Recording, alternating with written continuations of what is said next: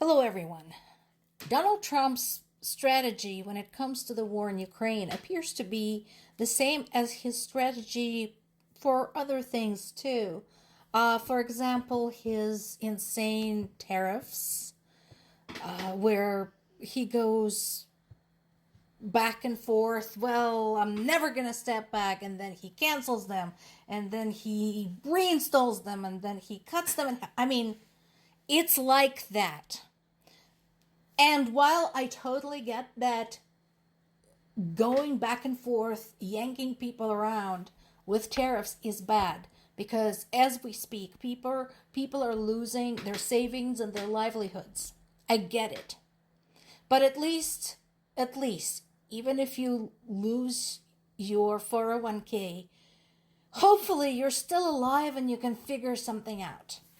In the case with the war, he's gambling with human lives.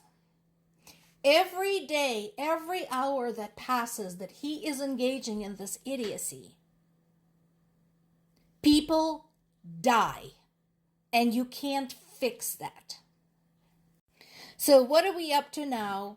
This is the same guy who staged a violent insurrection when he was told he lost an election. Remember, it's the same dude who's now saying, well, so what, Ukraine? You're going to lose some territory. Big deal. Why are you making such a fuss?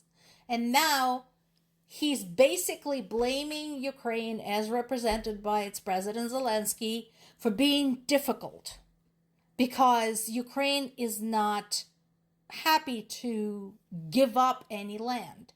Let that sink in. This is the same guy who was told by the people of this country, we don't want you in the White House anymore, please leave. And we all know what happened then. Is telling a whole other country, give up your territory if you don't want to be killed. And even as people are asking, so what's in it for Ukraine? Nothing. Here's something folks are forgetting. As Trump is boasting supposedly a deal with Russia and Ukraine, which is not true, by the way, he doesn't have a deal. As he keeps saying, we hope they will sign it, and is handing Crimea over to Russia. Trump continues to insist that Zelensky is the more difficult one to deal with. Yes, he is, because he's fighting for the existence of his country.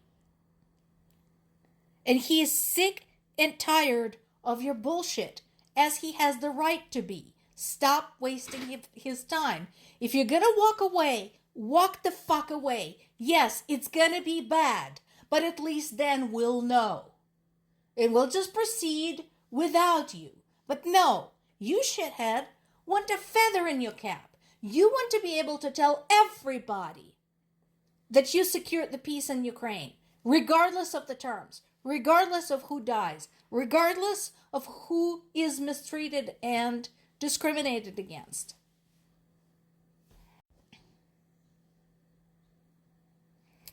And I like it when Zelensky gets a little bit snarky in a smart way.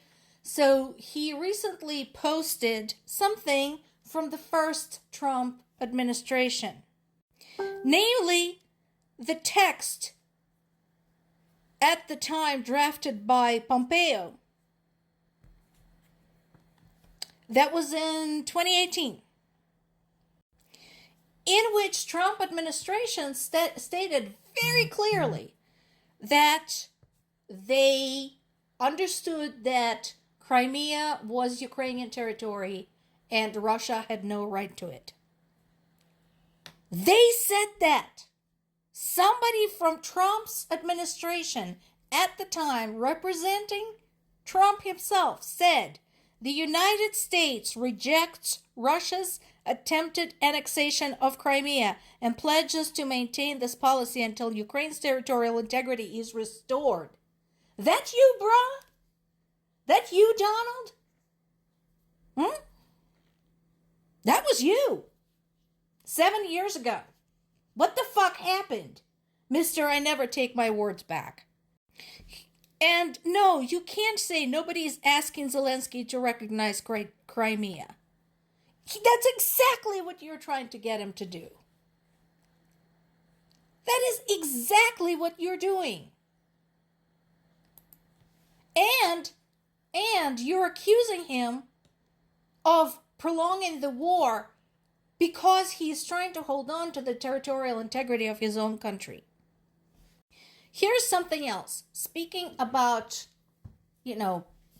broken promises. The Budapest memorandum has been brought up multiple times. And if you don't know what that is, go look it up. But that was basically that time where multiple countries signed a memorandum. Ukraine gave up its nukes. US and NATO promised to protect Ukraine in case of any problem. You know who else signed Budapest memorandum? Russia. Did you know that?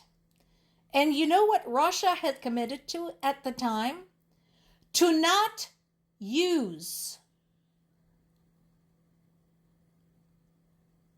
brute force, basically, armed forces, military pressure, to try and affect Ukraine's policy. Did you know that that was in there too? So can we please all go back to 2014 when Crimea was annexed and talk about that? Because first of all, when Crimea was annexed, Russia spent something like 3 or 4 weeks denying it was even them.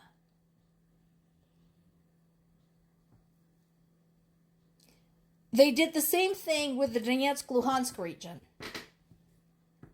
The lies that were flying around at the time were insane. Then they said, yes, it was our soldiers in Donetsk-Luhansk, but they got lost. They ended up there by accident. The bullshit was unbelievable. So Russia violated the terms of the Budapest memorandum, and that should have been it. That should have been the end of it. Ukraine should have relaunched its nuclear research because the memorandum was null and void, and the rest of the world should have gotten off its ass and done something. So now everybody's scrambling, figuring out what to do, and again, we had another attack. At least 21 people were injured in Kyiv. Among them was a 3-year-old child. Kharkiv was also attacked. And I know for a fact, this is from my parents, that basically the apps that folks now have on their phones are going off every half an hour to an hour, both the national and local, letting people know that something is flying and possibly flying right at their heads. Now, the death toll is also up to 9 from the time when Russia hit a busload of workers in Marhanets. Fortunately, Ukraine is making some progress too. They hit a Russian long-range drone production site in Tatarstan. That is the place where Shahed drones are being assembled. It produces up to 300 drones a day. So, we have yet to see the details on how much damage was done, but I hope it's a lot. More to come.